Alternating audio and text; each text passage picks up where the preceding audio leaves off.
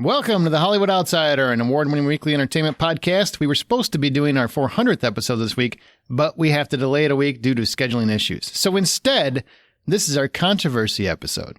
No panic. It doesn't mean we're going to be fighting for an hour about a political discourse or anything like that. It means we're going to have a free-for-all. It means we're going to have a free-for-all discussion on several controversial Hollywood decisions in film and television, like is getting the Snyder Cut really a good thing? Was recasting The Incredible Hulk and War Machine good decisions? Things like that. So let's have some fun. Let's get into the show.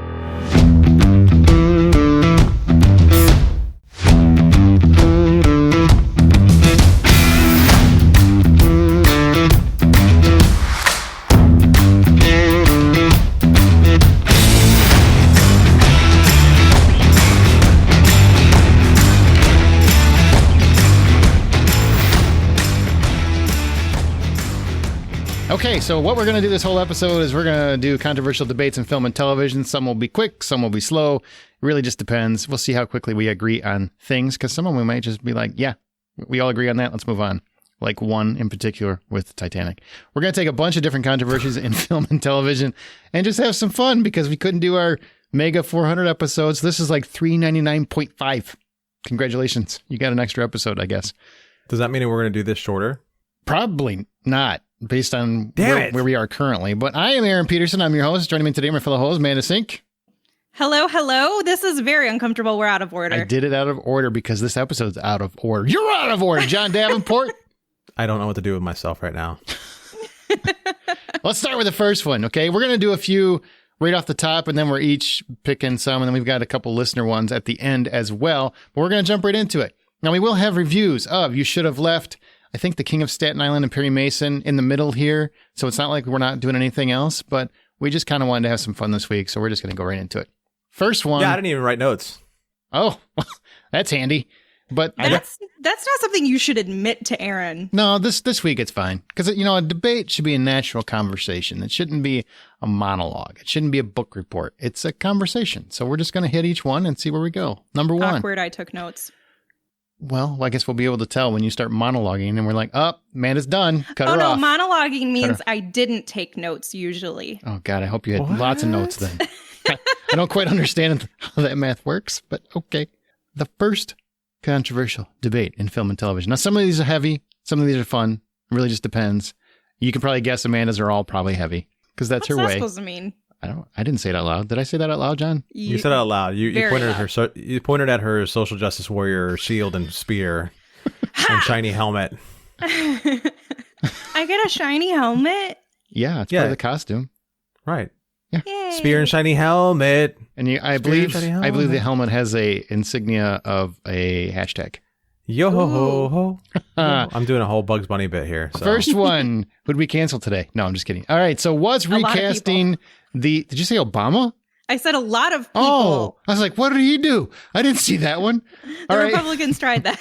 Was recasting The Incredible Hulk and War Machine ultimately good moves? Were they both good casting choices?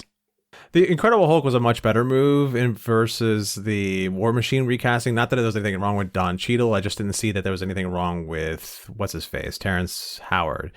He was the Incredible great. Hulk. Great. He was great. Loved him. And actually, to me, he fits the role a lot better just because he has the stature and like the feel of a guy who's a superhero versus it's got a swagger to him. Don Cheadle just seems like what a great actor, not what a great superhero. Right. Howard had that swagger, man. I mean, he looks like a guy who has the right amount of attitude to be that character, and I feel like that's what was missing in the future movies, honestly. I kind of agree that if you were going to recast him with anybody, why not Cuba Gooding Jr.? What? Yeah. Why? Why him? I mean, Don Cheadle's a pretty fantastic actor. I like Cuba Gooding Jr. I don't want to say love. I like, show me the money. I get it. I liked him in the just about movie. even. I liked him even in Boat Trip. He was great in that. Take that back. Just stop. Stop. Is this where the controversial debates begin? He did that ice movie or the ice cream truck movie or whatever, ice truck movie with Skeet Ulrich. Do you remember that? I don't remember the name of it because it was forgettable. I don't even know what words you're saying at me right now. Where are you at with the War Machine, Amanda? I have a weird thing about recasting the same character, but it really was for the benefit in the Hulk. I felt like I liked Hulk the way that they or went War with Machine. She just said Hulk. She's Yeah, switching Hulk. subjects. You asked about War Machine. She's giving me the answer about Hulk. Oh, sorry. How is this your any different format. than any day of the week? I literally asked you, what do you think about War Machine? And you're like, I really like Edward Norton. Wait, what? Sorry, I went by your format. See, I tried to stay on topic and then I didn't. Somebody is going by her notes, and her notes said, talk about Hulk first. Don't. He listed Hulk first. I have this weird thing about replacing characters that have already been established with different actors and changing it as it goes along, but I was fine with the War Machine change. Okay, but Incredible Hulk. Incredible Hulk was good for me. I thought it was an okay change. I didn't have a problem with the original Hulk, and I think a lot of people, they had in their mind identified their feeling on this particular question for Incredible Hulk depends on whether they were a big comic book nerd or not for this character. Because I think once you understand and establish how this character is supposed to be, they were played completely different by these two actors. And that makes a big difference. To be clear, you're talking about not Eric Bana, the other one. Edward Norton. Edward Norton, right? Yeah. Okay. I just want to make sure that Eric Bana has nothing to do with this conversation. He shouldn't, ever. Oh. Oh my God, he's the Incredible Bull. He's just Bull. He's so bland and boring, and everything in that movie that was good, he wasn't part of. Oh my gosh. And it wasn't Shade. much. Sorry, I interrupted, John. Please continue. No, I just want to make sure because I never can tell. I mean, Amanda is so thorough. She could have been talking about Eric Bana. So, Amanda, please continue your point. No. That was the conclusion of my point. It was in reference to Edward Norton.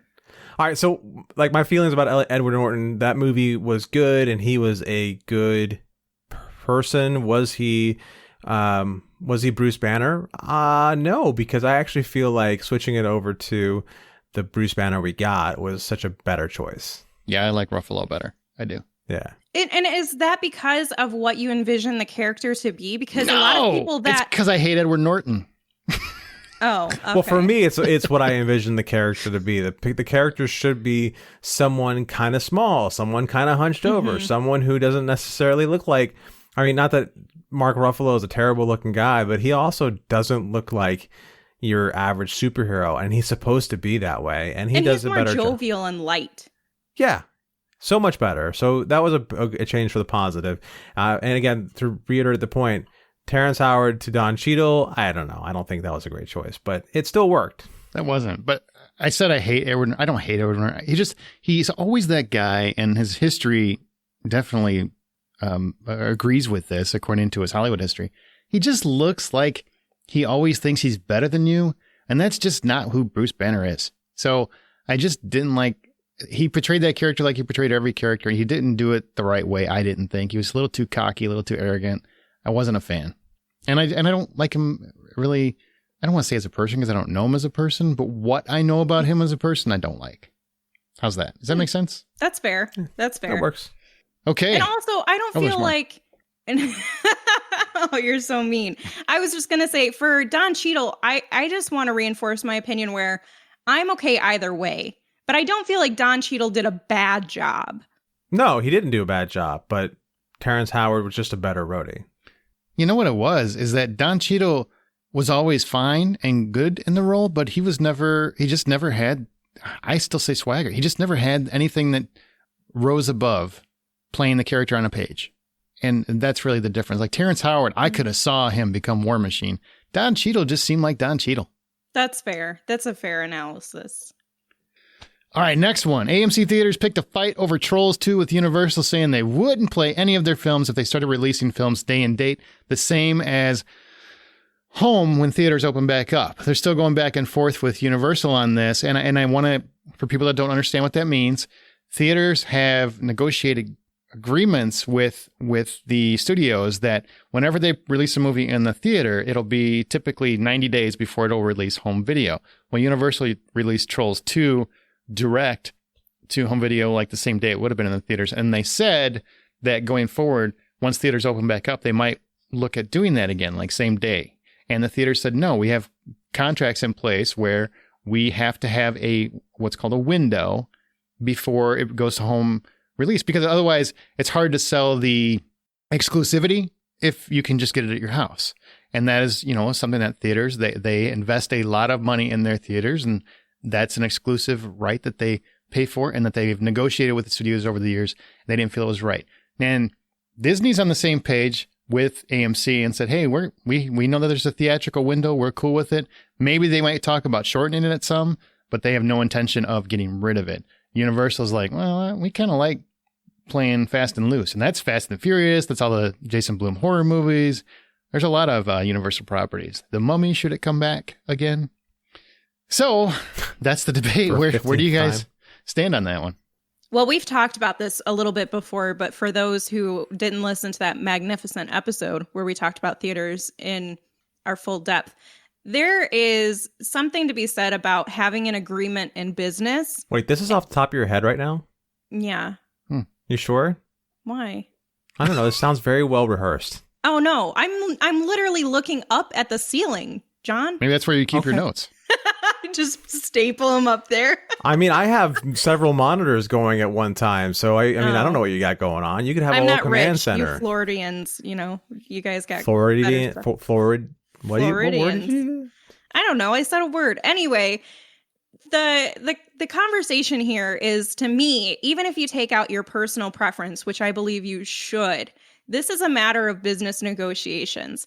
And if you're going to renege on a business deal that you've made, you're going to have consequences to pay for that, because you decided, I'm going to go ahead and go with this deal where I'm going to have this window. And I have already told the movie theater industry, the entire industry, not just AMC theaters, that I am going to honor, this agreement that we've decided is going to work for both parties. And if you go ahead and you change that, you cannot be mad when the other party says, oh, you broke our deal. Okay, cool. We don't have any agreements going forward then. And so I'm on the side of, yeah, if you made that agreement, cool. Now, if you wanted to come to the table and try to renegotiate and make change, and like literally an industry change to how everything is operated, by all means, come up and have that conversation. Don't expect that to get fulfilled. But then you can say, I'm not going to negotiate and will not continue this further and bargain with you when our negotiations are up for like reapproval or whatever. And that's the difference that I don't think a lot of people are taking away, is they already said, yes, we'll do this. And they're in the middle of it, just like, maybe not. Yep, that's exactly what happened. I'm on AMC's side. I know some people are like, well, I've always wanted movies I want them to come to my house because I like my house and it's nice and I have the big screen and the sound and I hate people and their cell phones. Why do they talk like that? I don't know, but that's the voice they use. I don't know what to tell you. And there's a lot of our listeners that love that. And I'm totally fine. Hey, if that's what you want, that's what you want. But I want the theaters, and to have theaters, in order to be profitable, there has to be a benefit to exclusivity. There has to be a benefit to going to the theater. And that benefit, for one of the benefits, is they get it before anybody else can get it. Well, and I think even to your point, Aaron, take your personal preferences out of it. All of us sitting here, well, most of us, John likes to be at home, but we like to go to the theaters, but it's not even about our preference right now. It's about your business transaction. And what does that say about you as an organization, as a company, if you're willing to just completely disregard any of the choices that you've made? Because then how can you as a consumer trust that they're going to stick with the bargains they make with you when they begin to release movies out? Yeah, so my feelings on this is that we're in June 23rd. Theaters showed their last movie somewhere around the 18th of March. So that's 3 months of which there was no industry to serve movies up to. Mm-hmm. And 3 months is a big deal. 3 months is a big deal to any company. And it can easily be looked at as a breach of contract by whatever these contracts you keep on mentioning that was signed. No. But John, none of that has to do with this. It's only when theaters are open back up. AMC never said you can't make money while we're closed. That wasn't. They actually encouraged it and supported.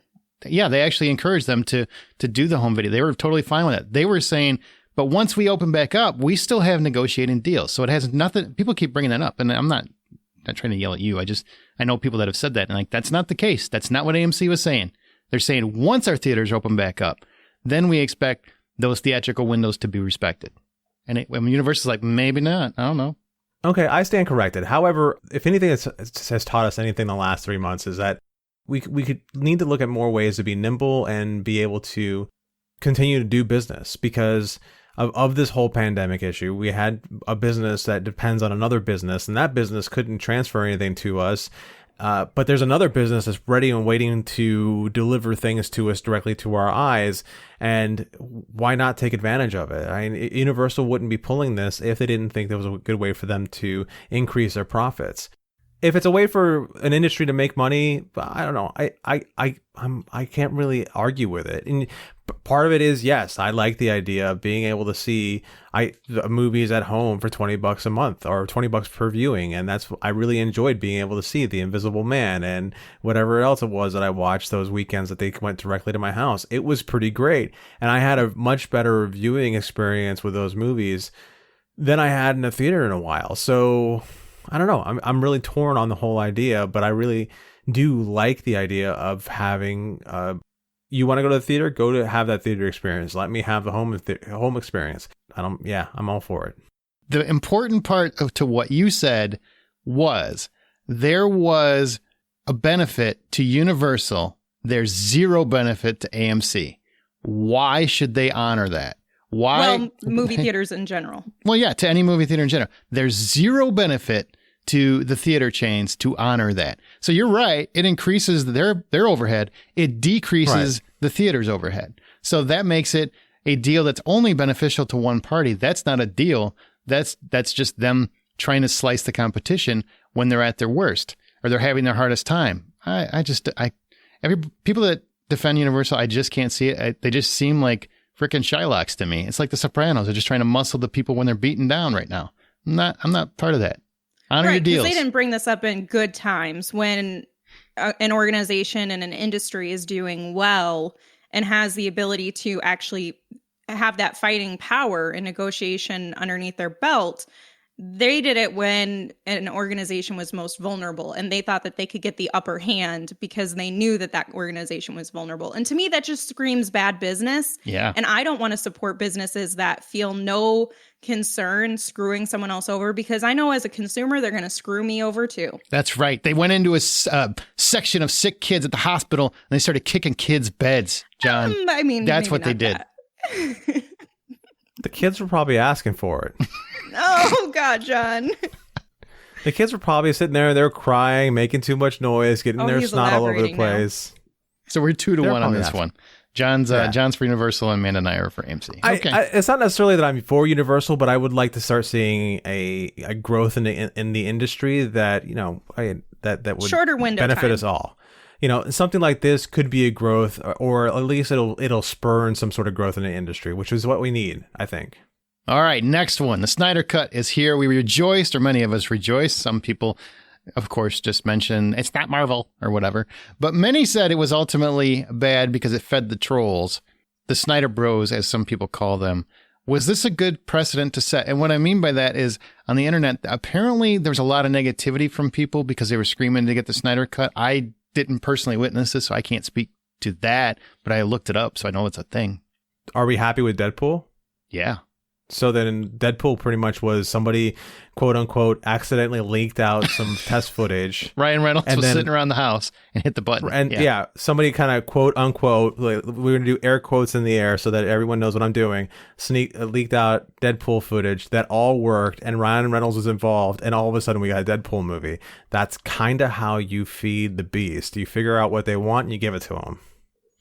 What I love about this argument, and I find it fascinating because we're kind of in a moment where that's all everybody does about everything.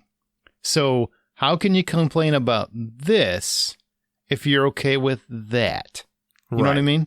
If you're willing to admit that you never go online and complain about something that doesn't line up with your ideology, okay, you're a martyr. You're saying you get a pass. But unless you're one of those 3 people left on the planet that doesn't do that, you can't complain about this. that's what people do now to get things they want. There's no due process anymore. It's all just let's go on Twitter and yell at some people. Twitter is a bane of my existence. I need to get off that thing. I feel like the most controversial piece here that people have, that I've seen concern with, is even the conversation about what that means for other films that are trying to release going forward, their special cuts. Like, I feel like that's the precedent that was being set, was that now all of these movies, really crappy movies even, are like, oh, let's try to make money and give our director's edition. What? Nobody asked for that. Nobody, literally not even one person with a fake account on Twitter asked you for this. And I feel like that's a difference between trying to please and appease people by giving them something that they desire. And it's not a change to the original content. It's just to say, here's something that we want to give you as a special present. Remember those special features you used to get? Well, this is what they used to look like. Here you go. Here's a present. But then all of these other films are like, oh, what a great idea. Our movie came out 12 years ago. What a great time for us to try to do a special edition. Yeah, that's nothing new. The special edition, the director's cut, none of that is new. Well, dropping $30 million on one is... I don't know. Ask George Lucas. That's fair. How much money did George Lucas pump back into Star Wars to give us the special edition ones? Like, that's 1990s. It's not a new idea, and it's something that that maybe in the 1990s it was something that I wished and begged and pleaded for, but it was something I never thought I was going to get, and I ended up getting it, and that was great. So if you want to blame it on anything, blame it on George Lucas, because that's of fair. all the people who got what they wanted out of George Lucas. So. But see, that was George Lucas wanted to do it versus this is the audience yelling at people to make it happen. No, I mean, that's how you understand and understand the demand and supply and demand. You don't know there's a demand until people start yelling about it. But I guess they were insulting people and stuff, and that's what the negative That's not cool. But I mean, it's Twitter. It's what we do now. It's so easy to be insulting that I ignore it at this point. If it was really they were being insulting, it's like, okay, are they really being insulting? Or are they just saying things you don't like? That's a great question. That's a debate right there. That's a whole episode. Are they really insulting you? Or they just say things you don't like and therefore you got to yell at them back? Right. It's George Lucas. It's Ryan Reynolds. I mean, none of these features, none of these things are new to us. And you can't sit there and say that the fans really drove this. And maybe they did by having so many voices say release the Snyder Cut. But there's somebody sitting behind the curtain going, finally, I get to release the movie I really wanted to make until life got too hard and I had to take a step back. And that's Snyder. So really, he obviously wants to do it. Ben Affleck went from being tubby to all of a sudden he's slim and slender again. And I called shit 3 months ago because you remember that I sent you the picture going, what is he in shape for all of a sudden? Yeah. They're not doing reshoots, though. They're only doing voice work. But I guess maybe he wants to be ready in case they call him back for Batman. I don't know. It's possible they were, because... It's possible.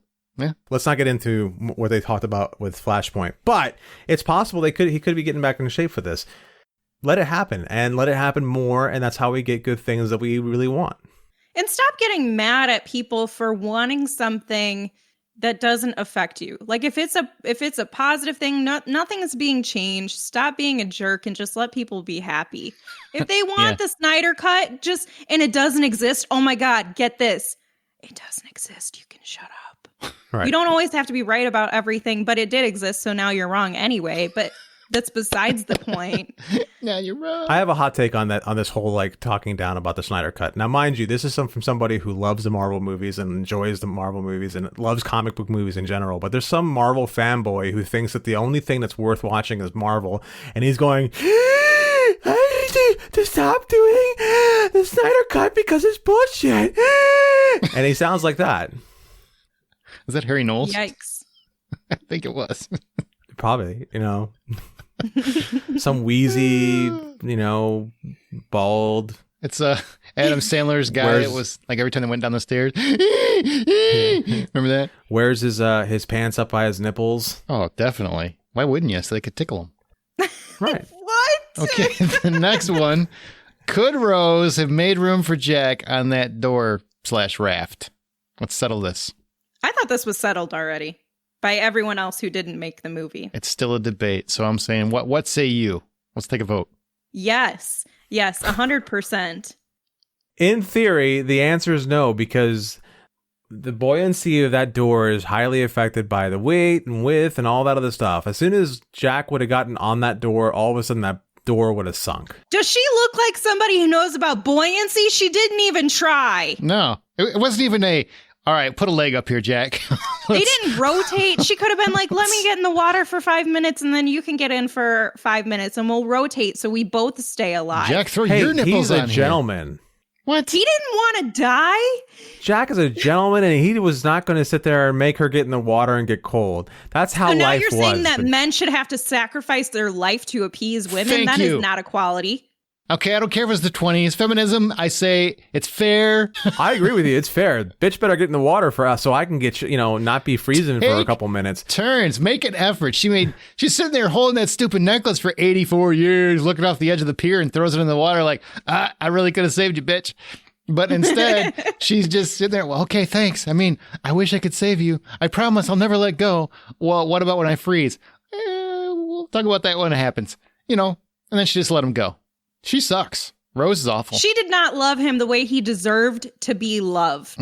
Because if she loved him, she would have done everything she could, knowing that she could not live her life without him successfully and happily, and that she would be forever lost without him. Not once Yeah, did but she she even wasn't. say, put a leg up here and I'll take turns. I'll hop in the water for 20 minutes so you can get warm and then get back in there so I can obviously protect my importance.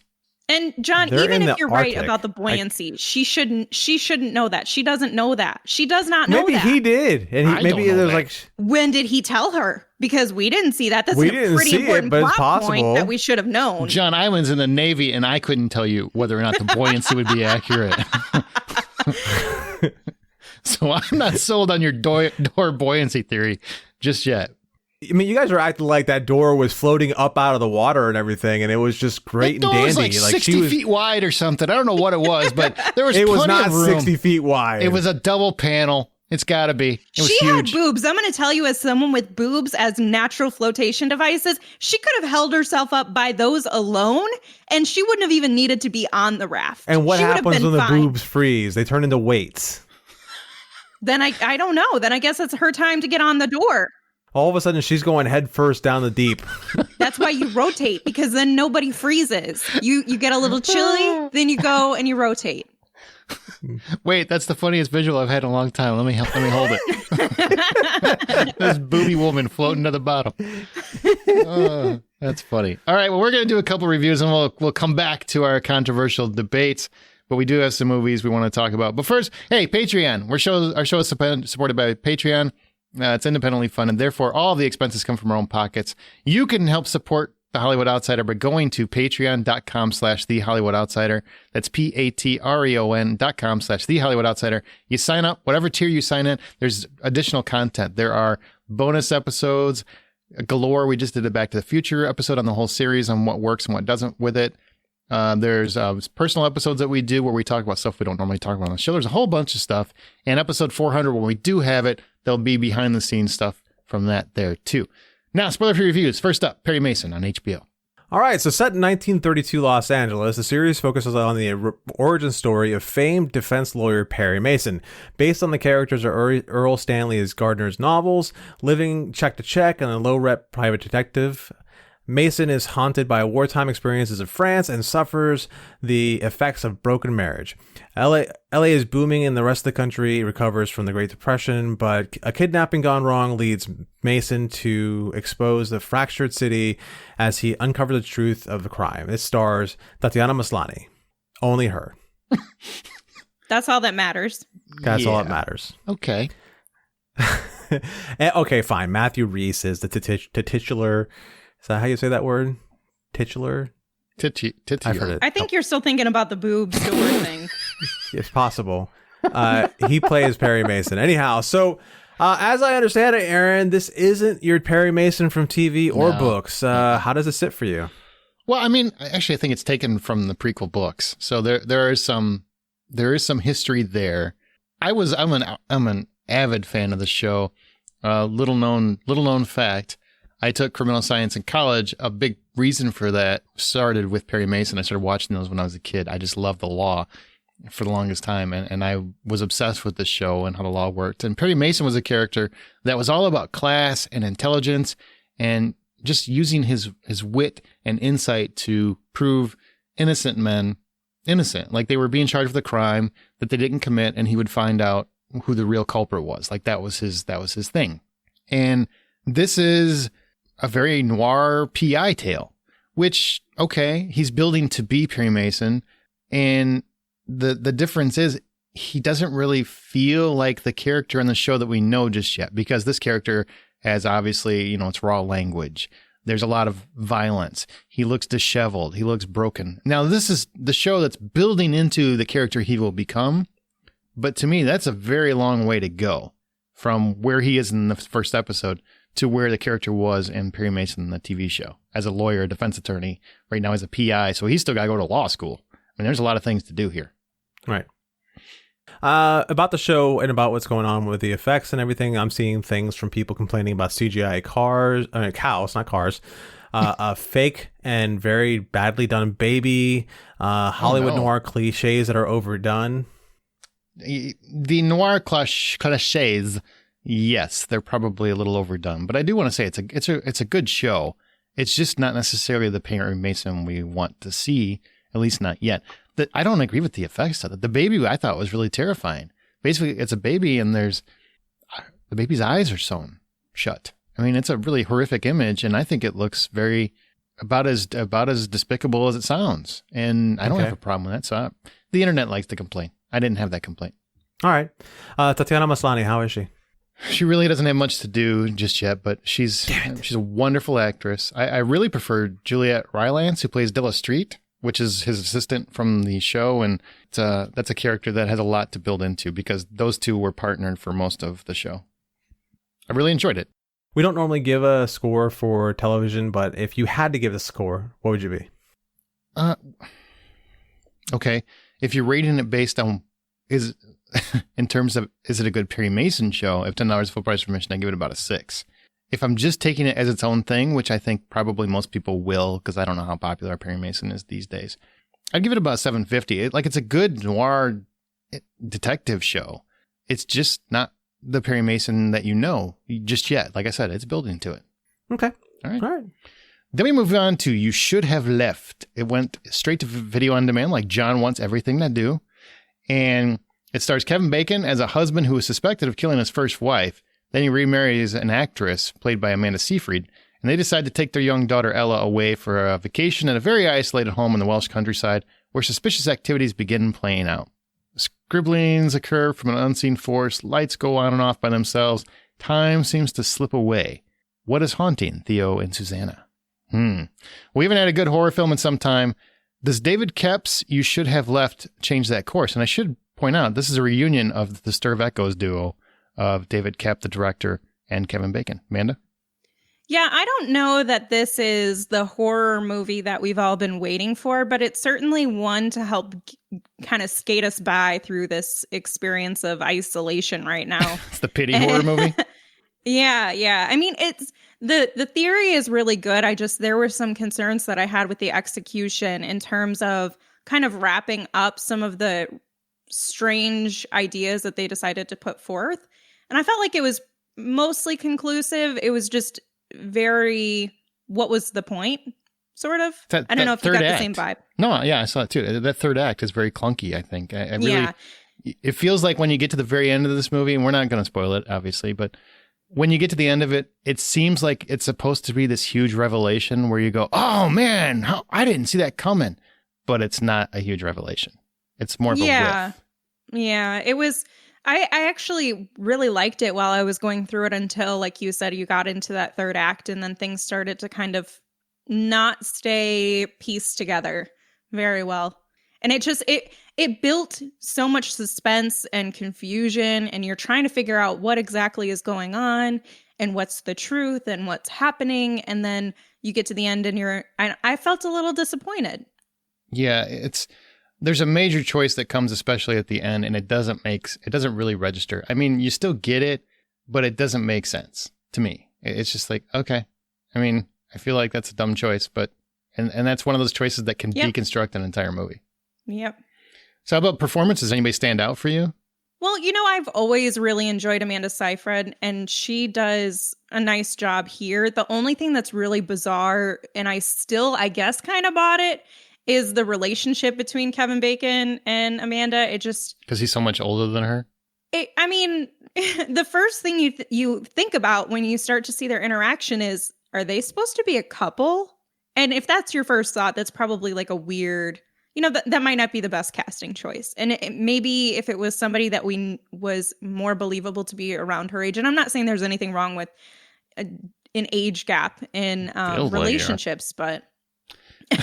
I think it was supposed to be there, though. Like, that was part of the story. It was. Yeah. It was, I don't know. I felt like they had good chemistry, but I didn't feel like they had good romantic chemistry. Like, I couldn't buy that they would want to be with each other. Like, they were both good independently. Yeah. But as a couple, it just never really worked. And I actually wish Amanda would have had more screen time because she was really good. Kevin Bacon actually, I think, wasn't as strong as he normally is, but I would agree. He still looks great for 65, and his head of hair is amazing. Oh, I didn't realize he was 65. Yeah. I don't really think about his age, but he used to cut loose, a foot loose, and that was a long time ago. You shut up. All right, so now it's the full price of admission. What do you give? You should have left. $5. Same. Could have been better. Last movie, we'll try to be quick and then we'll get back to some things, but The King of Staten Island.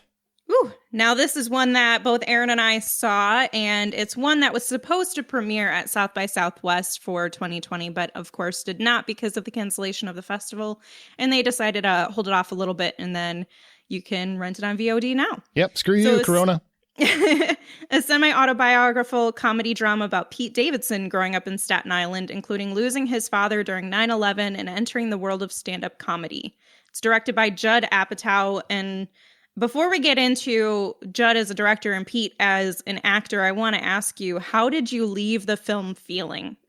Because there's a lot of comedy, but then there's a nice blend of also having some depth and heavy topics too. I felt...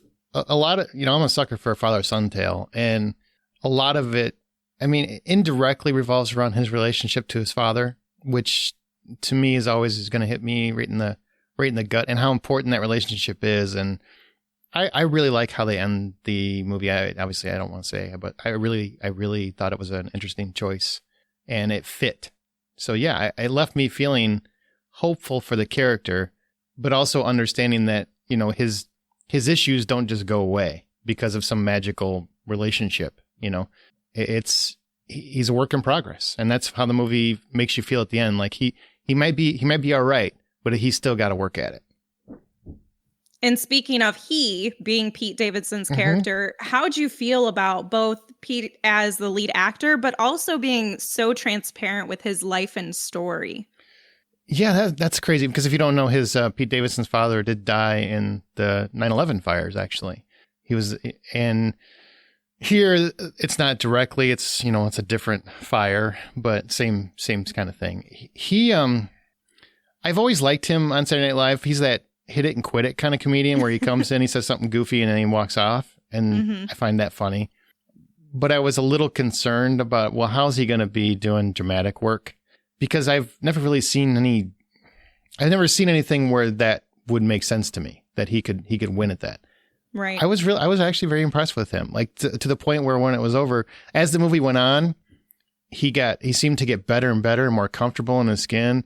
And then Bill Burr comes on as a person who has a relationship with his mom, and also kind of took me by surprise, because Marissa Tomei's mom, she's always great. Bill Burr's a comedian I like because he's politically incorrect. I'm a big fan of that. But I didn't expect him to be a good actor. And he was really good, like really good. Like both of those men, by the end of the movie, I'm just like, wow, you guys both held your own with Marissa Tomei. And I'm sorry, that's not an easy feat. Definitely not. And I mean, for me, sometimes it's hard to have actors who can handle the very blended content of the genre being comedy, very heavy on the comedy, but also really heavy on the drama.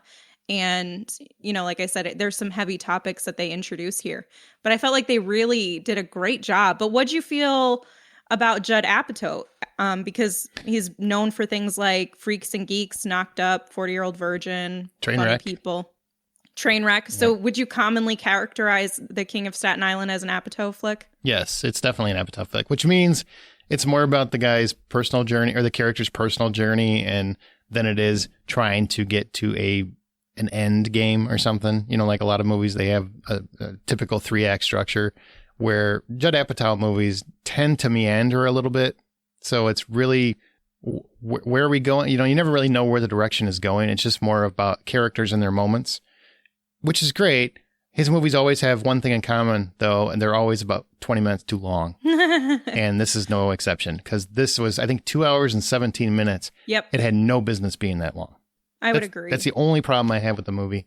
It would have been probably so much better if they would have cut 20 minutes out of it, because Pete Davidson and Bill Burr and Marissa Tomei, the actors are great. The characters are really interesting and fascinating. But, it's just like if you're hanging out with friends you like. After about 2 hours, you're ready to go home. Well, thanks for telling us how you really feel while we podcast every week. You're welcome. Hope people are listening. So if the full price of admission were $10, what are you giving The King of Staten Island? I would give it $7.50. Same. All right. Woohoo. New releases. We got some movies coming out, including what's coming out. John, tell me about this one, Eurovision. And then we'll get back to our so debates. On June 26th, the trailer that made everyone go, what the hell was that? And then a couple weeks later became an actual trailer is Eurovision. Oh my God. When aspiring musicians Lars and Sigrid are given the opportunity to represent their country at the world's biggest song competition, they finally have a chance to prove that any dream worth having is a dream worth fighting for. This is directed by David Dodkin. Writers are Andrew Steele and the great Will Ferrell, and the stars Will Ferrell and Dan Stevens and Rachel McAdams. Oh my God. Looks crazy. I don't even know what the hell's going on with that movie, but I have to see it. Yeah. God, I love Rachel McAdams too. You didn't say enough about her. My Spy. We've got Dave Bautista's movie. Is going to Amazon Prime on June 26th because that skipped theaters. A hardened CIA operative finds himself at the mercy of a precocious 9-year-old girl having been sent undercover to surveil her family. Now, basically, I'm guessing this is like, The Pacifier, Kindergarten Cop, those kinds of things where you get big muscle guys having to be a little sensitive. And I think it looks fun. And then we have Irresistible coming to VOD on June 26th. My autobiography. Oh, far from it. A Democratic political consultant helps a retired Marine colonel run for mayor in a small Wisconsin town. Of course, this has Steve Carell and Rose Byrne. That is your kind of movie. Rose Byrne's in it. I know. I want to see it. I do. But I'm not paying $20 to rent it. Really? And then finally on VOD, we have Force of Nature.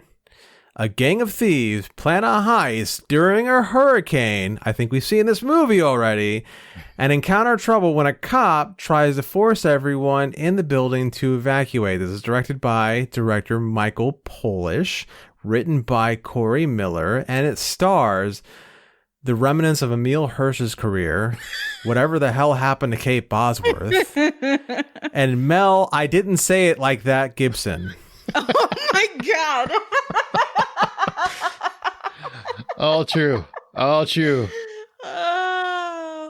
We'll see which ones worked out and which ones don't. Let's go to our debates. That's my favorite. All right, Amanda, you get the first one. Now, keep in mind, we each have several that we're going to go through. So some of these will be faster. Some of these will be more thought-provoking, hopefully. So let's see what happens. All right, so my first one is about remaking franchises or properties with gender role swap. So Ghostbusters, Ocean's 8, What Men Want, kind of like how What Women Want. How do you feel about this? And I guess I don't want it to be about those specific films and the turnout, because that alone is a controversial debate. But how do you feel about it's not a recasting, it's just a remake with opposite genders? Well, the opposite gender bit is fascinating way of taking it, and I'm all for it because it's a way to change the story and change the motivations behind the story, and let them have it. I'll be super clear because whenever I say this, people get confused and they want to take me the wrong way. Oh boy. Aaron at thehollywoodoutsider.com. Yeah, that's me. Hopefully, or you can email me because I don't ever check mine, so he doesn't. My feelings will never get hurt. All of his complaints never get heard. That's why I always direct them right to rjohn at thehollywoodoutsider.com. Fill his mailbox. Right. When you're remaking a movie with an all-female cast, I have zero problem with it. I don't care. I think it's great. It's a new way to go. It's a different movie. You're not using the same characters. I mean, it's just making the same kind of film for women. Why is that a problem? I have zero problem with that. In fact, What Women Want and Ghostbusters, I really enjoyed. So there you go. Ocean's 11, great cast, poor execution. So the thing I don't like is when you remake, which doesn't happen it really doesn't happen very often. You're not remaking. You're changing the gender of an existing character. Like some people are talking about James Bond, make it Jane Bond or something like that. I'm like, well, or Indiana Jones, make it a woman. Those kinds of things.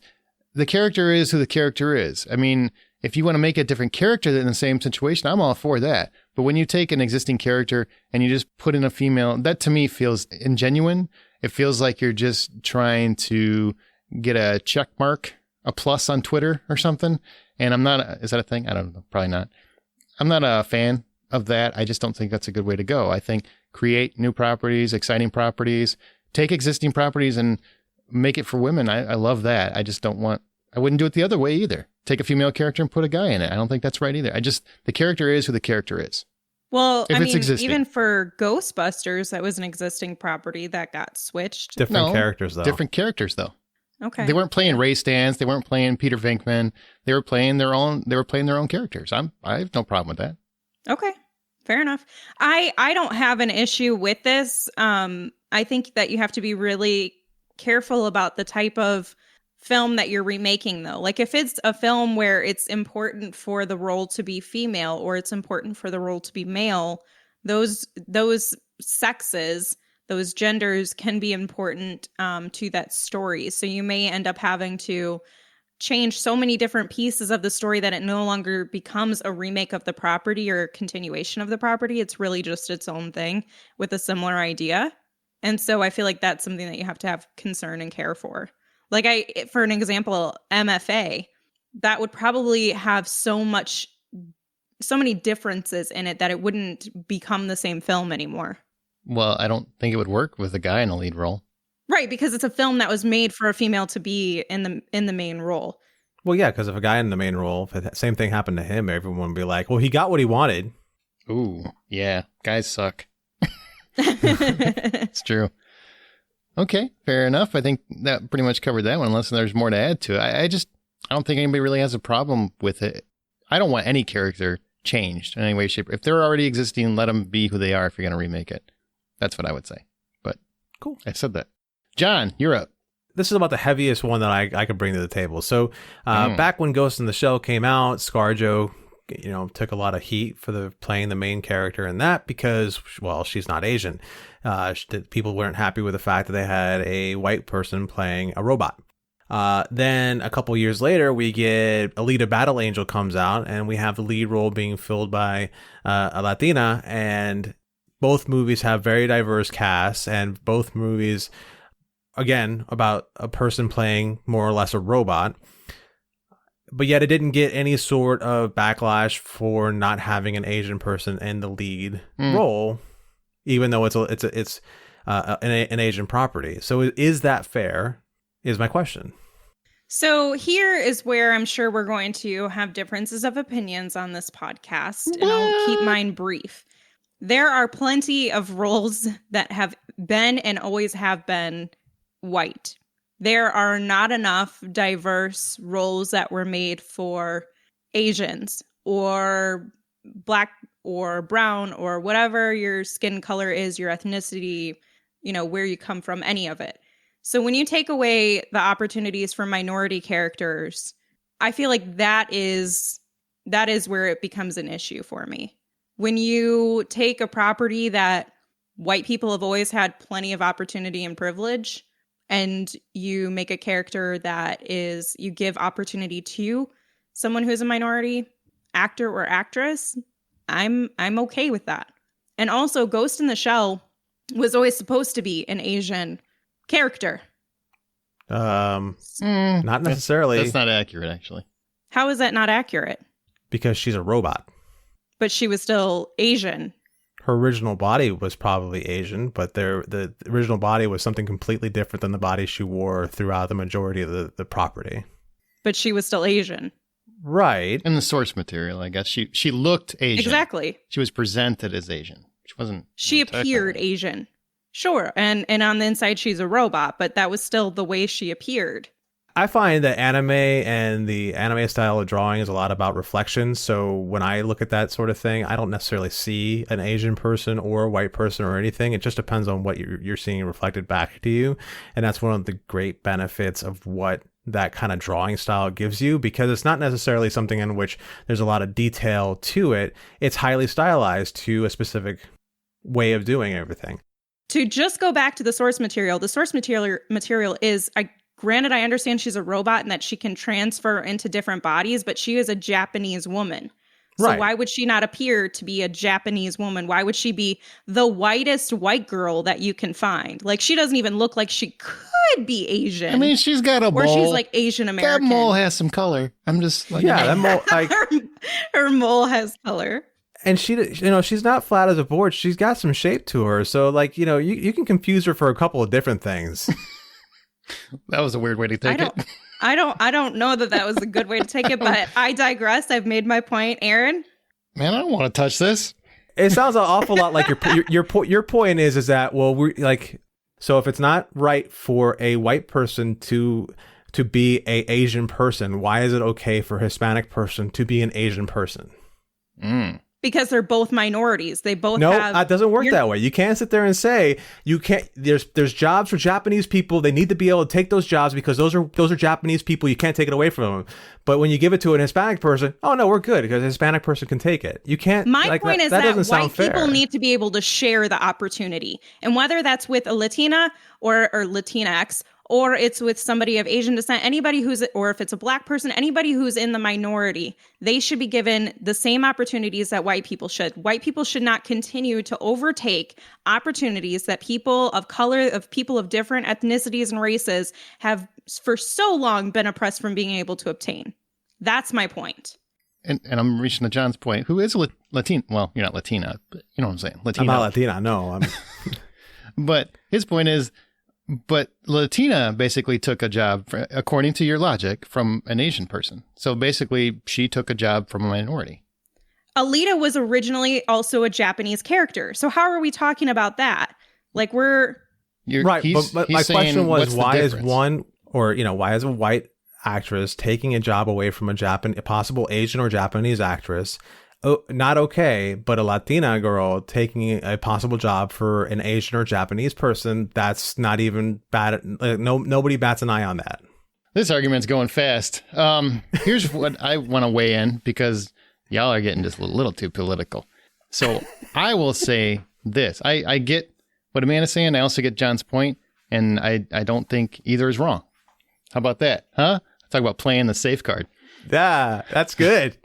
I have two minds of it, okay? I think in a perfect world, they should have cast, because I don't believe in changing a character for any reason whatsoever. But I do understand business. And at the time, Scarlett Johansson was a bankable actress. The producers behind Ghost in the Sky, Ghost in the Shell, gave their blessing for her casting. In my mind, if they're part of the property and they give their blessing, whether we like it or not, I can't be against it, because I get it. I get it financially. She's marketable. She can bring in audiences. She's a known talent. I get all those things. Would I do it? No, I probably wouldn't. I think both her and Alita should have been played by Asian actresses, just because why not give those actresses the opportunity if they present themselves? But that doesn't mean that I don't understand how economics work. And that just feels like that's a conversation nobody ever wants to have, but it is a thing. They're spending a lot of money. They need to make sure that audiences are going to go see their movie. They're taking it to Western audiences. Therefore, they approve that casting choice. I believe there was plenty of articles when that came out. John, you correct me if I'm wrong, where they were okay with that choice. So in my mind, I mean, it's a tough, I get what you're both saying. It is a very tough decision. In a perfect world, should have went to Asian actresses. Yes. It's also, there's a lot of factors that go into those decisions. It's not just it's never that simple as do it that way. And that was my original point about Western culture, is that we have a responsibility to change how our dollars are used. We have a responsibility to not only like support films and different entertainment and whatever else it is that is made basically for Caucasians, because they're being represented with Caucasians and white. If we want that to change systemically, if we want that to change in the industry, if we want that to be marketable, where it isn't just white people that are marketable and commerce, like Aaron's talking about, the business side of it, then we have to be willing to put our dollars into investments and into properties that aren't just white. You know, since you brought up Scarlett Johansson. It's a good point about the rest of it, though. And even John's point, I'll even defer and say, you know what, you're right. It probably should have been Latina, or it probably shouldn't have been Latina. All right, we're moving on to mine. In 1984, Daniel LaRusso won the All of LA karate tournament by using a crane kick to Johnny Lawrence's face. Was it illegal? Were the rules ever explained to us in the movie? They weren't clear. Like some people say that the ref said no kicks to the face, but if you watch the movie, there's lots of head kicks throughout that tournament. Lots of them. Yeah. Lots of them. There's a whole lot of head kicks and face kicks. So I think it's a completely legal move, and it works. Yeah, this is something where they didn't give you the clear, explicit rules to say this is not something that's legal. They didn't tell us this is an illegal action. If you violate this, then it's not going to be a valid win. So if you're not explicitly stating your rules, that's kind of on you. So to me, it's not an illegal. Whether it's a legal kick or not is a different question than is it an illegal kick? Yeah, I'm sorry. That makes sense. Johnny Lawrence, I love you. I like you more than Daniel LaRusso. In fact, in person, Billy Zabka is awesome, by the way. He's like the coolest guy ever. But it was he has to be. He was the villain. But it was a legal kick. It just was. It was. You go back and rewatch it, it's a legal kick. But I do love that this is a debate that still goes on and spawned an entire TV show in Cobra Kai. I think that's fantastic. Which is now on Netflix, by the way. Now on Netflix. Going to Netflix. Woohoo!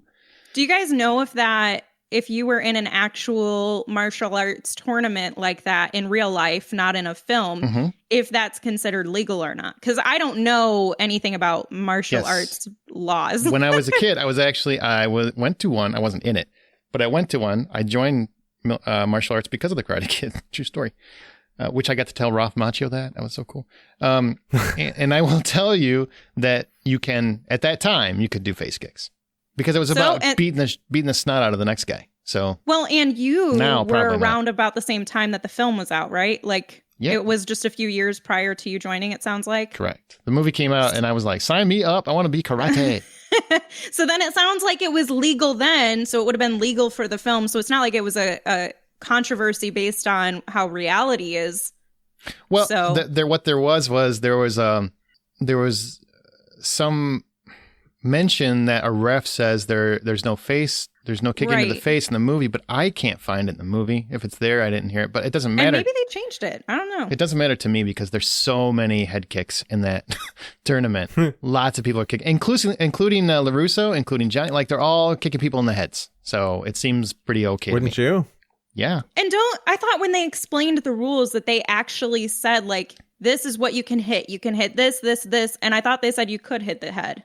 Or am I misunderstanding that? Elizabeth Shue explains that. She said anything above the waist and is a point, is what she said. So she said she did say that you can kick in the head. Well, then it sounds like they clarified it. I think Just because you didn't get it from the ref doesn't mean that it didn't happen. Man, listen to women. Johnny Lawrence corrupts minds. That's what I'm thinking. All right. Next debate. Amanda.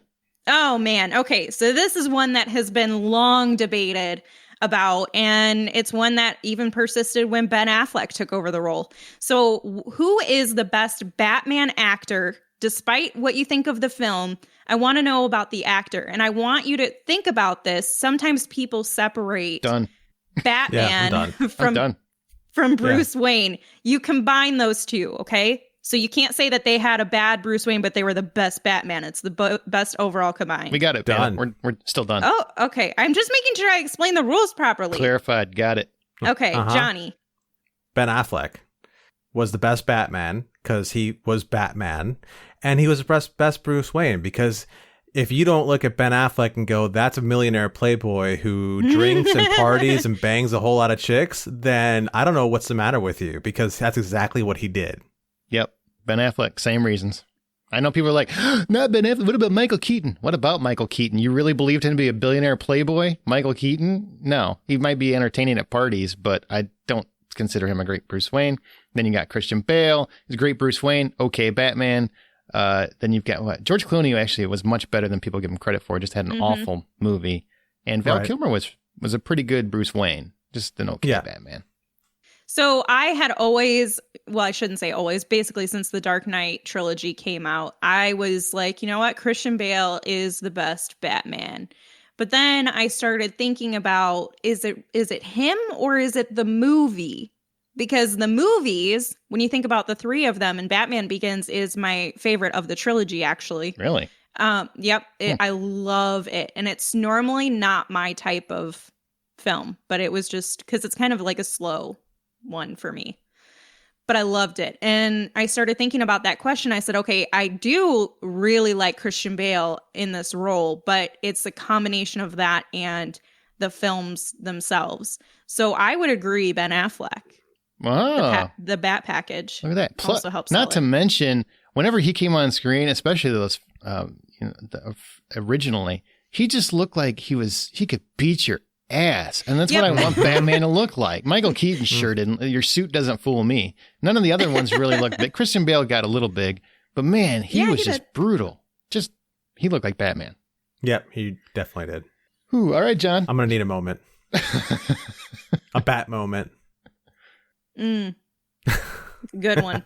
Are you still going? All right. So my question is, I love Disney animation. I love the old school animation. I love a lot of the new stuff. The Pixar house is cool, but it seems like we haven't had a good quality animated Disney movie since the late 90s. At best, early aughts is the last time we had a good animation. So, like, what do you prefer? Do you prefer the older school animation style of Disney movies, or are you happy with what we're getting now? Well, I need a clarifying question, or I have a clarifying question. Okay. Are we separating Pixar from this? Because technically Disney owns Pixar. No, I'm including Pixar in this. Because Pixar is great and fantastic, but it has its own magic, but it doesn't have the grandeur and magic that old school animated Disney has. So basically, old school Disney animation versus modern CGI animation. Right. I go Disney animation, old school, all the way. Yeah. I think the stories are better, and some of the voices are obviously better because you got, some better quality actors behind it in the modern ones. But man, there's nothing magical to me, but maybe it's because I didn't see them as a kid. You see it as a kid, maybe you feel different. But man, I saw those things as a kid, and those things still hold up to me. I will still take the animated Lion King over the new one. Beautiful stuff. Amanda? When it comes to the original, because I don't want to compare remakes, because it's hard for you to compare for any of the original Disney films to compare to the remakes that have been done. I think Jungle Book is probably one of the few that can actually stand up and probably do better. Yeah, I would agree with that. But I do like the more modern work that's coming out more than the original Disney. And I know that's like horrible to say. No, it's not.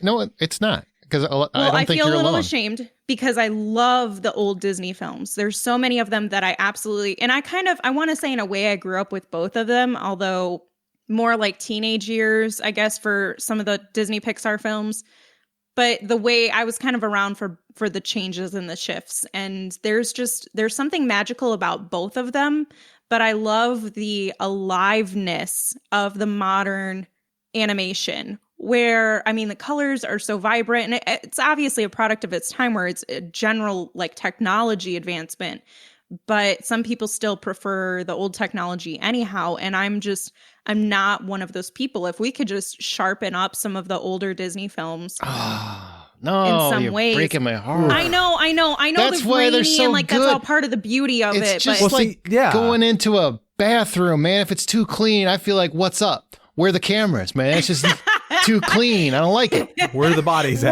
what a weird analogy. I want some grit. I want some life, and that's what those the old ones Western have. lover in you. That's the Western lover in you, because that's not for me. I can't handle like the gritty texturizedness of some of the things. And I love the stories, and I'm not going to argue the stories. And even the animation is still beautiful. And I'm not saying that there's anything wrong with those films. Better not. It's just for me. I don't want to. I feel really bad right now. You should. I can go and I can rewatch them. The newer ones, there's so much more variety. And part of that is because they had to become more creative and unique, because the Disney properties the original Disney animated films were so inventive and they did so much for their time, but so have the new Disney animations. And so it's just a very hard, difficult decision for me. But right now in this current moment, and maybe this will change by tomorrow, I'm going on the modernized animation. My feeling on the whole thing is that it's very clear. I'm an animation nerd, and I actually went this originally. I tried to go to school for computer animation to get a job at Disney. Your point matters more. I think that's what you're saying. No, I'm just saying that's where my track was to, at one point in my life, to actually head that way into animation. But there's something about the CG animated things that I find a little disconcerting, and that is. And it's weird because the only way I can describe it is a lot of the CG animated stuff feels a lot like if it's not actually doing something on the screen at the moment, it feels like a lot like a Muppet without a fist in it. Yep, I get that. I understand that analogy, kind of. Although, okay, John, I have a nerd animation question for you, just as a sidetrack. So because a long episode needs to sidetrack. Yeah, it does. Because I don't know the different styles of animation. Up is completely CG. Okay, so that one. So what was the first kind of turning point for the Disney Pixar films from it going from actual animation, Toy Story, like hand-drawn animation? Toy Story? Okay. Nope. Beauty and the Beast was the first time. Well, yeah, really? That wasn't full CGI though, right? No, it wasn't full and my CGI. Question is just but the transition. Okay, all right, because Toy Story was the first full CGI. Yeah, no, the transition started with Beauty and the Beast, and that's where you see I believe it's one of the very first examples where Disney used 3D or CG animation, and especially it's in the ballroom scene where they're dancing. Yeah, that was the first time they added. So you had the traditionally animated characters dancing, but then you had the ballroom was CG. Now, one thing that I will say that I have an issue with modern animation, and I don't feel like every one of them has this problem, but there are some that have this problem, where the faces just feel very unreal. Like they feel like dolls versus people. And that's something that Pixar and Disney did on purpose, because they, especially when at the beginning of Pixar, that's why you have you have Toy Story instead of Person Story. That's why you have, because it's easy to make toys and make it look like a toy. It wasn't easy to make it look like a person. That's why you have A Bug's Life. That's why you have a lot of this stuff where they were able to tell these stories about things that weren't people, because the animation style supported that kind of artwork. It wasn't until later, or actually more recently, that you start seeing people, which again, when it comes to the people, and it's also the Disney 3D house or CG house. It's not just the Pixar CG house, but again, when you have these people and they're not specifically doing something on screen, they always feel like Muppets without a fist in them, and it bothers me. However, in a traditionally animated screen or movie, everything is on the screen for a purpose, and everything has a job, because somebody has to physically put that in there, and it always has some sort of life, whether it's standing still or not. It has life. It has a pulse to it. You have like a deep appreciation for the work that goes into it too, I feel like, is like a component of this. I hope so. I have a deep appreciation for a lot of the process of art, so. Yeah. All right, next up. Is PG-13 the best or worst thing to happen in horror? Judging based on the history of R versus PG horror, I'm going to say worst. Yep. I'm on board with worst. It really disappoints me. Clean sweep, worst. Okay, easy enough. I mean, we could discuss it, but I don't really know what there is to discuss. They're watered down. They don't want to. They don't really go for scares, nor gore, nor terrifying. Couple exceptions, Conjuring exception, but mostly, yeah. It's more often an exception to the rule. Sweet. Okay. Next. So my question is, why did I go so deep? I had like all these deep topics.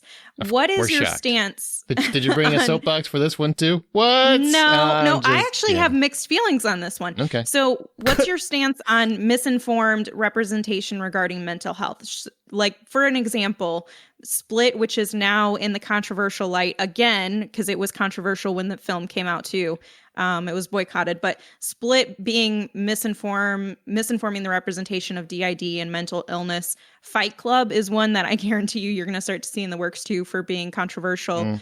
Even the newest Joker was controversial for this reason too. So should our social responsibility for mental health and breaking stigmas and making sure we have fair representation of what this actually looks like to people who have never experienced it and might not ever experience it, but shouldn't be afraid of it, and those negative stereotypes be allowed if it furthers the thematic concept, or should it be marked as unacceptable because of what it can perpetuate?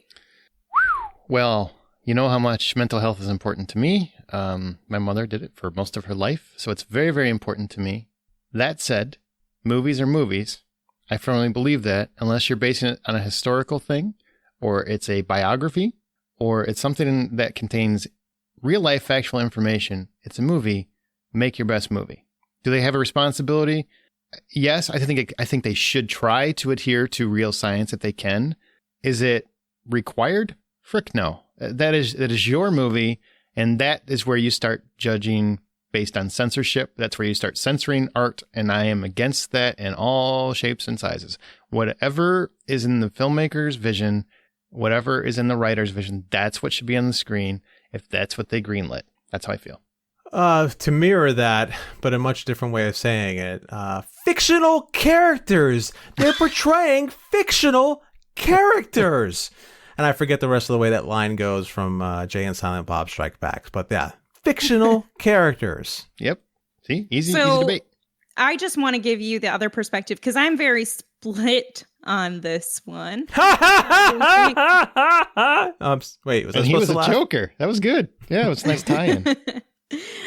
I see the other side of it too, where it's like we're trying to work so hard in our society to break stigmas and to try to really educate people on what mental illness looks like, and to not be afraid of people who have mental illness, and to understand the different complexities that go into it. And it's not Hollywood's job.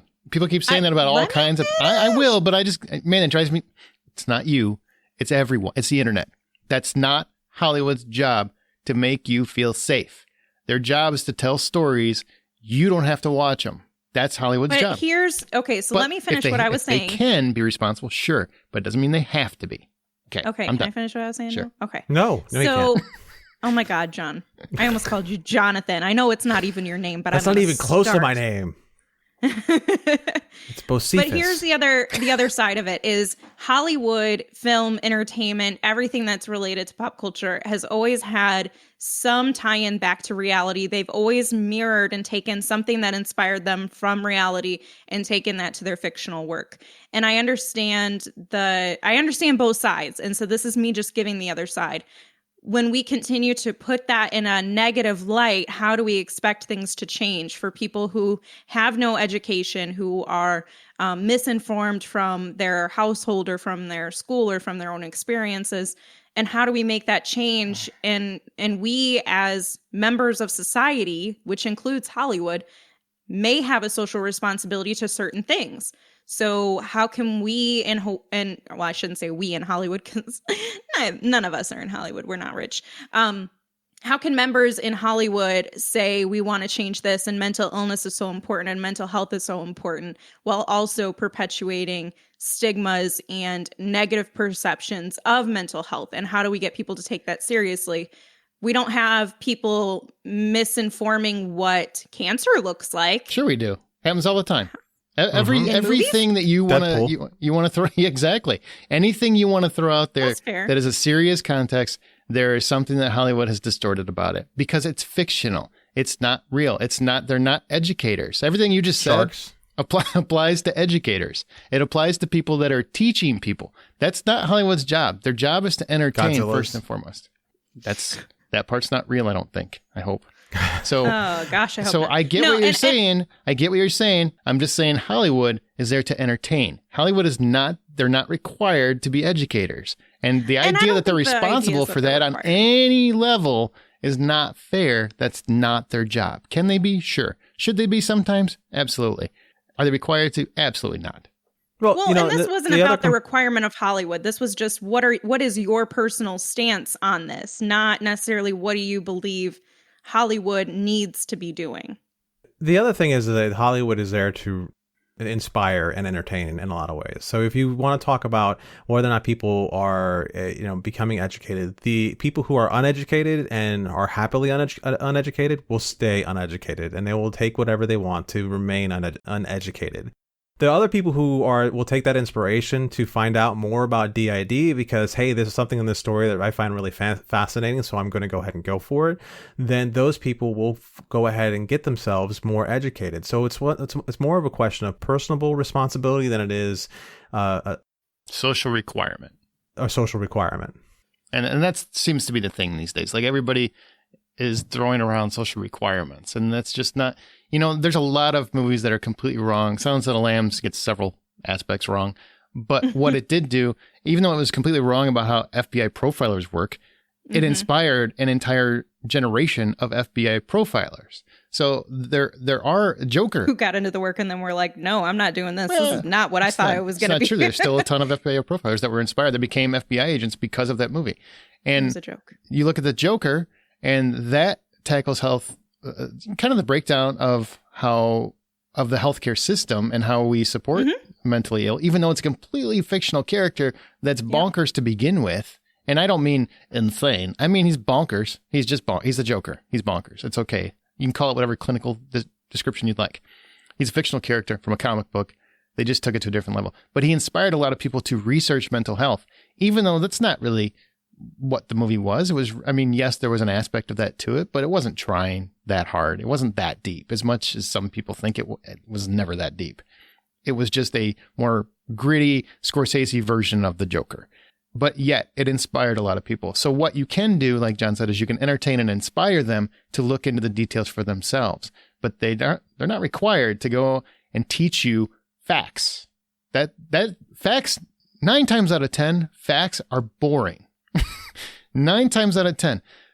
There's a lot of people that are now saying that cops in movies shouldn't be portrayed as the edgy cop.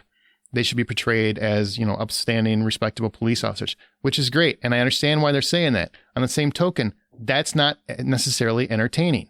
Martin Riggs is an awful police officer, but he's fun as hell to watch. And that's what a movie is supposed to do first and foremost, for the most part. The Bad Boys. Oh my God, worst cops in Miami ever. Always fun to watch. They're not, unless you're trying to educate, unless that's the purpose, or it's a biography or something like that, they should not be judged on that, because I don't think it's fair. Do I think they should take responsibility sometimes? Sure.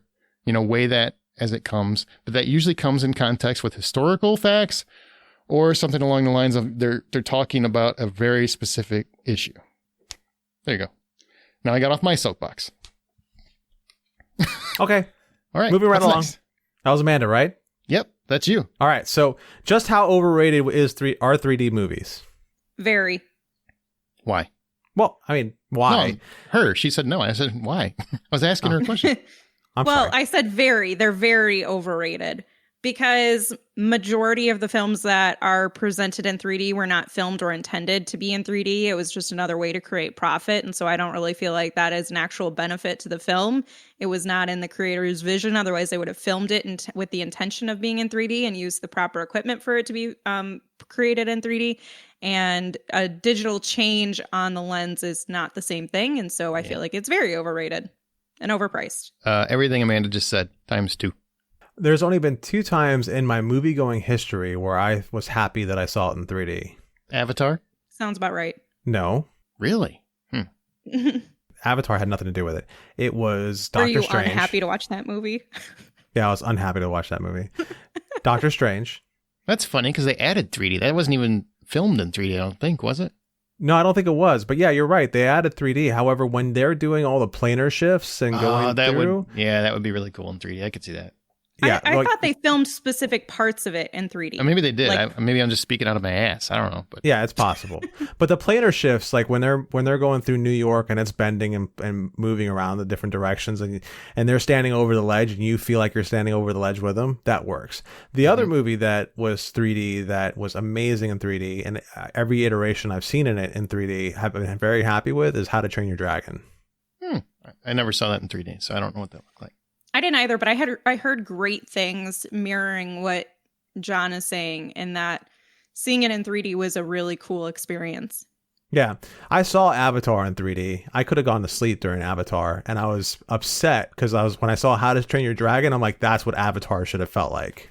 You know what my problem with 3D is mostly is that after about 20 minutes, I don't notice it anymore. I get that. I don't. I mean, and I love when it's over because somebody always be like, hey, did you see this in 3D? I'm like, not really. I was kind of like, I was engrossed in the movie, and I guess I didn't see it anymore. It just seemed like that's the movie. Right. I don't get lost in it like some people do, but some people love it. Like I know a longtime listener, Kyle Nolan, he loves 3D. He'll see everything in 3D, everything. And that's his number one movie experience. And I don't understand it, but if people love it, that's great. Also, I want to clarify that I was wrong and talking out of my ass. They did do it in post. There's another film that I can't remember that I was trying to think of, though. Hang on. That sounded like I was right. Is that what I was? Twice in one episode. She said she was wrong about something. I know. Take it down for the books. It's not happening again, guys. We're hitting 400. That was it. Got him out. But they did do it in post, and that usually is like a complete disservice to the film. Yeah, usually. Yeah. All right, Amanda. Nope, me. Oh no, who cares about you? It's me. Why do you? It's you. Okay, you guys can't read? No, because I don't have my notes, Amanda. I don't give you the notes. You got all the notes. So my question is, where do you stand on canceling TV shows with controversial actors or even themes like House of Cards? They've talked about Law and Order. Should Law and Order be canceled? I mean, where do you stand on this? It's one of those things that strongly depends on the show, because House of Cards, it was that show was built around Kevin Spacey's character, and to no longer have him on the show, it's kind of like, what do you do next? And as I understand it, they actually recovered pretty well without Kevin Spacey. But like Law and Order or all these other ones, I don't know or understand why. Well, there's some of them like Cops. It's just been around for way too long. And honestly, police, to be fair, police should never be entertainment. Like, that's not right. I mean, I get why the show was entertaining for so many years. I mean, and again, it's always fun to see some guy get pulled over for being drunk. It's just fun. Yeah, I've just never understood it. No, but cops, if you want to take cops seriously, you probably shouldn't have them as entertainment. So I get that in Live PD coming out. Yeah. But stuff like House of Cards, I get, I understand. But then again, on the flip side, when you get rid of Martin Riggs from Lethal Weapon, that show doesn't work for me anymore. No, if he does everything by the book, that's boring. That was my argument earlier. Like, that's just boring. I don't find that entertaining. And I want to be entertained. And I've always loved that Maverick cop thing. Now, do I want Maverick cops in the real world? Nope. And if I see one, lock them up. Lock them up. You broke the law. Like, anybody that knows me knows I am a stickler for the law. Like, I don't even speed. Like, I'm a stickler for it. But I'm still entertained by rogue cops. So you sound boring. I am boring in real life, but I love to watch that stuff. He's like a white guy in his 40s who lives in Illinois. Yes, he's boring. Yeah, that's fair. Everything he said is accurate. I was going to say you're too poor paying your taxes to be fun and lively. Well, I had a pretty dangerous upbringing, so basically I'm trying to level karma off. That's really what I'm going with. So I don't want any of those shows to go away. I mean, I get why there's an issue currently. I don't think that's a reason to take away fictional TV shows. I get reality shows. Like, you're portraying police officers doing those things, and some of them aren't. It's just not, it probably isn't funny to laugh at people during those moments. It probably isn't. We've all done it if you've watched those shows at some point. You know, some hee-haw does something crazy, and you're like, wow, I did that. But it's not this, it's not fictional. And fictional, I'm fine with fictional. That to me is like, now you're talking about censorship. You're talking about free speech that you're messing with. I am not a fan of that. I just am not a fan of that. There's no way you can sell that to me. I think even if you have a horrible story to tell, you have the right to be able to tell it, and people should judge you based on critical reviews or audience response or Twitter or Facebook or dollars. One of those things will level it out. That's how I feel. Socially speaking, I think we have to learn how to get out of the habit of laughing at people having the hardest day of their life or having something that happens to them that's pretty rough. I mean, these are all things that we've developed a habit of because of entertainment. And if we want to become better people, these are habits we need to break. Maury Povich, rip that off TV. Paternity test live on the air. That's like a family being broken. People having 47 affairs and having all their exes come on the show. Like, that's entertainment. That shouldn't. It just incites more problems. Yeah. That's the whole point of it. It's just, those are the kind of, I'll be fine. You rip that stuff off, but I also don't like anything reality. So. Yeah. My vote is to cancel everything that is reality show. Good call. Even the psychologist, was psychologist, doctor, whatever the heck his name is. Phil? Yep, that guy. Oh. Do not like him. He's terrible. Yeah. But to your original point, I am with John in that it depends on the content. It depends on the theme. It depends on what the actual situation is.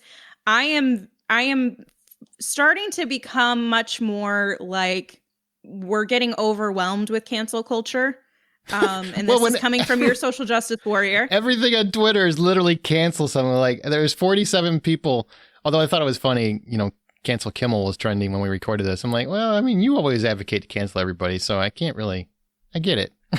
It's kind of karma working its way out. But yeah, Twitter, that's all Twitter is anymore. Like, every time I pull it up, it's funny. I'm like, who's gone today? But I feel like there's a difference between trying to, and we've talked about this before. I don't think I've said this in a while, and so maybe I need to reiterate this. Oh boy. There's a difference between somebody doing something that wasn't good, didn't look great, but happened a long time ago. And this does not apply to pedophiles or rapists or anybody who falls into those categories, murderers, dog fighters, all those people. You did horrible acts. You don't get a bunch of sympathy from me. But when it comes to somebody who did something that was on a film or TV show that was fictionalized, or it was made to be comedy, or it was something that is now considered inappropriate and probably should have been considered inappropriate then too, but wasn't, we have an obligation to not just automatically cancel them. We have to give them the ability to right their wrongs and to come forward and change as people. Otherwise, we're never going to be able to advance as a society. We're just automatically going to be getting rid of the people who don't fit into our categories. And I have concern there. However, if it is a current issue, if it's a current show, if it's something that's happening right now and it's a real problem, then I'm fine with you canceling that, because they should know better. Like, if it's a normal issue that everybody else sees is an issue, then they probably shouldn't be doing it. Or replace them. I mean, The Ranch, they had Danny Masterson. Weird about replacing, though. Yeah, but Danny Masterson was kicked off The Ranch for good reason. And they continued the show without him. And from what I understand, I mean, you could feel the absence because that character was beloved in the show, but it was the right thing to do for the show. And sometimes you got to make that call. What's most important for the show? And is it fair to put everybody else out of work? Because that's what happens. I mean, if you cancel a show, a lot of people, they just like, good, get rid of that TV show. Da, da. Man, you're talking about 500 people that are out of a job now. You literally 500 people, maybe less, but it's several hundred people are out of a job as soon as you cancel any show. That's a big deal. It shouldn't be taken lightly, and it should be for the right reasons. And we just have to consider. Nobody ever thinks about the crew. Grow. Nobody ever thinks about the crew. All they ever talk about is the actor. That actor sucks. Cancel that show. Cancel him. Cancel him. Okay, that's fine. But there's a guy that is sweeping floors. That's his sole income. There's a guy fetching coffee for people. That's his sole income. There's a guy writing in the writer's room that's not making a whole lot. That's his sole income. All those things matter. Just try to remember that when you're wanting to cancel somebody next time. Sorry, I didn't mean to cut you off. Oh, that's okay. It's only like the 8th time today, so it's fine. It's normal. That's good. Everything's fine. Wow. All right. Let's go to your question, Amanda. What's your listener question? Now we're on listener questions, I think. Yeah, listener questions. So now these are obviously going to be lighter because they're not mine. I didn't create it. Woo-hoo! So this is from Adam Smith, and he has the best question that anybody has asked ever. Best Chris, Hemsworth, Pine, Pratt, or Evans? Aaron, you first, sir. Your selection. Who do we got? Hemsworth? All of them. Well, Hemsworth, no, I'm just going. Pine, I'm going Pratt, through the and list. Evans. Hemsworth, I like, don't love. I like him in everything, but he's never wowed me. Then who do we got? Pratt. Pratt, I enjoy. I would never put him next to Evans or Pine. The real challenge here is Evans and Pine because I adore Chris Evans. Mm-hmm. He's the best Captain America that ever could be, and he's done some other stuff that is fascinating, Snowpiercer and Knives Out. Chris Pine is a really talented dude. He's done so many different things, and every time he's on screen, he dominates. Hell or High Water, man. It's an Yeah, that was a great appreciated one. movie. So I'm going Chris Pine. As much as I love the Evans, I'm going Chris Pine. Yeah, I'm pretty torn on which one as well. However, I'm just going to say, I'm going to make it easy on myself because Chris Pine in that fairy tale movie that was out, Into the Woods, was a lot of fun. Even that was magical. The guy can't do anything wrong. Right. There's also in Smoking Aces, he has a bit role in Smoking Aces, and he's probably one of the best parts of Smoking Aces. So yeah, I'm going to go Chris Pine. Wow. Okay. So I guess I'm the only one who's going to offer a different opinion here, but I'm going to have to go with, let me break it down too. Hemsworth, I like him. He's a fine actor. He's a beautiful, beautiful man. I'd sleep with everybody on this list. Just so you know. Me too. Yep. If I got the opportunity, I would probably at least consider it for sure. Let's Pratt, he's he's the least on my list. Surprisingly, I would put Hemsworth just above him. I like him. I'm just not crazy about him, and he's certainly not the most attractive here. So my category also comes down to Pine and Evans.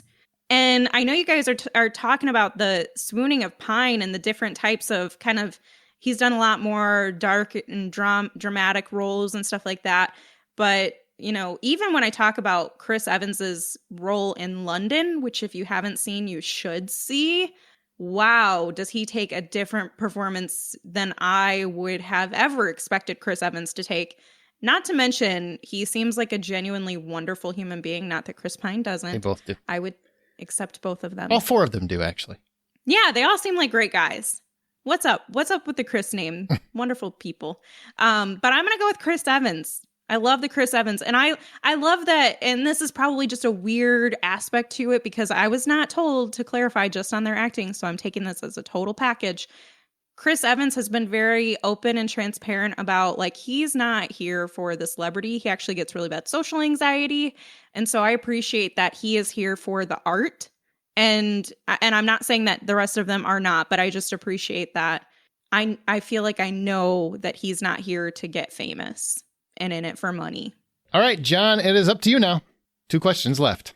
Dan Merida poses this question. Did Tony Soprano get out or did he die in the last scene of The Sopranos? Do you guys know what we're talking about here?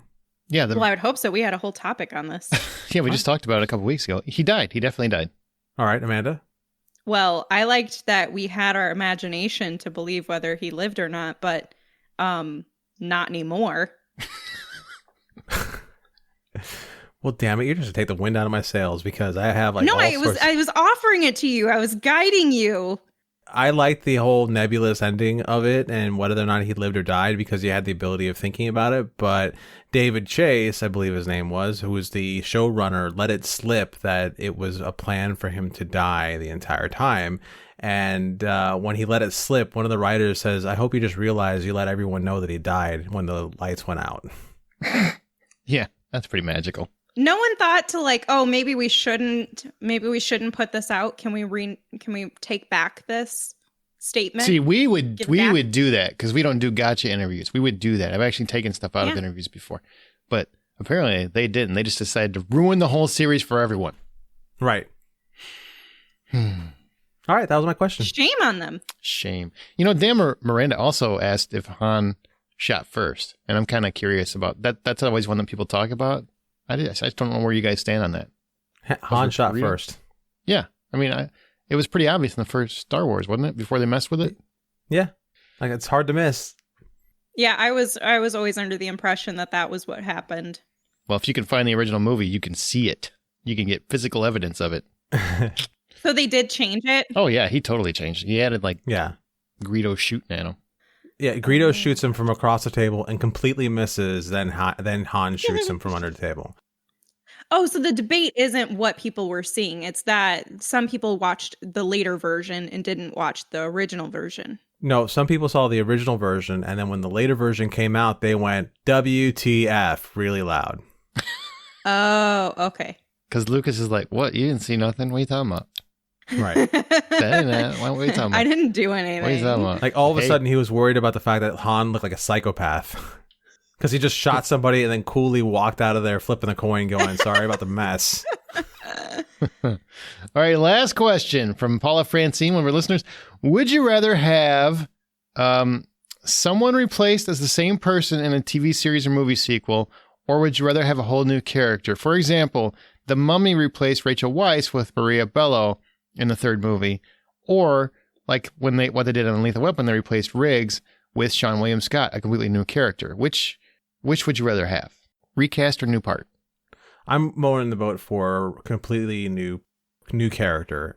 The whole recasting bit, I know we talked about it when it came to Edward Norton and to Don Cheadle, but I make it a whole new person. If you can't have the original person there, like people already have their association, especially in the case of like Rachel Weisz. She right. Maria Bello's great. Yeah. Maria Bello's great, but she's no Rachel Weisz. That is, I can't even begin to explain the understatement that was. I think even Maria Bello understands how much of an understatement that was. That she needed to pay bills. That she is not Rachel Weisz. I'm sorry. It's just she's a good actress. She's not Rachel Weisz. Rachel Weisz brought so much to that role.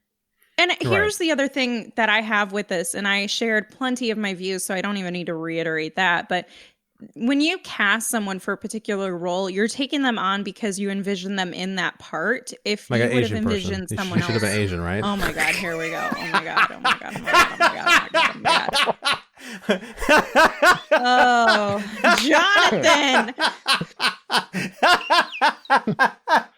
That was pretty fun.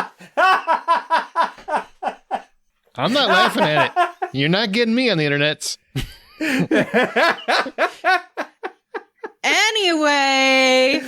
Anyway, it's much easier to find a character that actually fits the actor, and I say actor as an actor and actress, than it is to try to make them mold into it.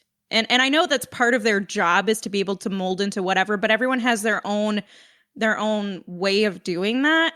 And then you're just constantly comparing their role to the person who had it previously. And so I really, really, really, really, really, really, really hate recasting. I'd rather you just create a whole new role. And honestly, as cliche as it is, just kill him off. Something happened to him. I don't care. I would much rather you just do the cliche and they just died out of nowhere than you try to just fill that role with a different face that looks nothing like them and has opposite hair color and acts completely different. Yeah, I said earlier that I believe actors should be able to play any part because they're actors. I mean, that's what acting is. It's inhabiting a person and trying to get to the center of the character, yada, yada, yada. When a casting director casts a part, they should be trying to cast the best actor for that role. Plain and simple. Best actor for the role. So in my mind, if that person leaves, well, now you're just looking at used bits. Now you're just looking for has-beens, for seconds. That's not the best actor for the role anymore. So come up with a new part. If you're going to continue, find something new to do it. I mean, every once in a while, one slips by and it's fine. Like, was it Dario in Game of Thrones? What was his name? Yeah, Dario. Yeah, Daenerys' love interest there. Like that was they got rid of Ed Skeen. Oh, whatever the hell his name is. I think that was his name. Yeah. Yeah. He left and they recast his part, and that worked. It wasn't great, but it worked. But very rarely does it really work, especially if it's a major character. All it does is distract you. So just bring in a new character. Like Lethal Weapon actually worked with Sean William Scott because he wasn't trying to be Riggs. He wasn't trying to be a wild and crazy guy. It was a completely different character with different issues and different dynamics. And especially once you start to get into a TV show, the writers will start to conform to the actors that they know and how they play that character. And so then you have where you're trying to pretend to be, you're going to try to act to be someone else who's acting to be someone else. And that's just, it's not really ever going to translate super, super well.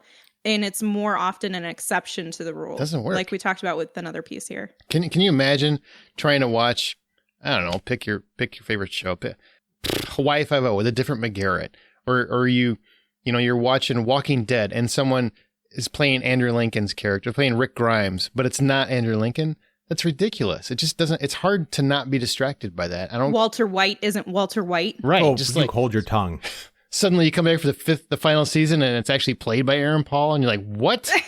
I don't understand. They just swap. He's like, oh no, I took over. I am Walter White. Yeah, I just took his job and his title and his name and his family.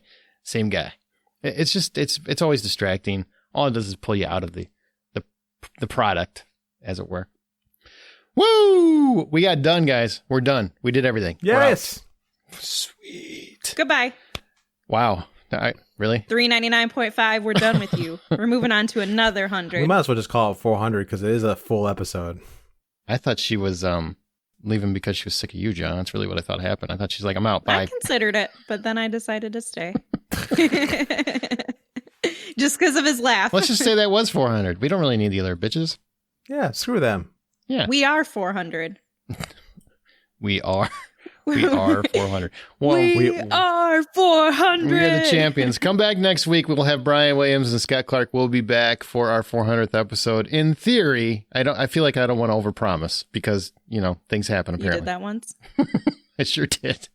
But on Patreon, we're going to release our portion of the 400th episode early. So that should be coming your way pretty soon. So look for that. So you'll get a sneak peek. So there you go. There's something tantalizing. But that's going to do it for this episode. Share your thoughts on this episode or anything else in our Facebook group or on Twitter @BuyPopcorn. Our site is thehollywoodoutsiders.com. You can always email us feedback@thehollywoodoutsiders.com. If you want to contribute to the 400th episode, feel free. Rate us and subscribe on your preferred podcast app. You can find John's artwork on Insta and Twitter @RJohnDraws. Amanda on Veronica's Marshmallows and Smirk and @Sink Into This, and me on the Blacklist Exposed and Presenting Hitchcock and @Aaron Smirks. Remember, guys, the next time you head to a theater in July, buy popcorn.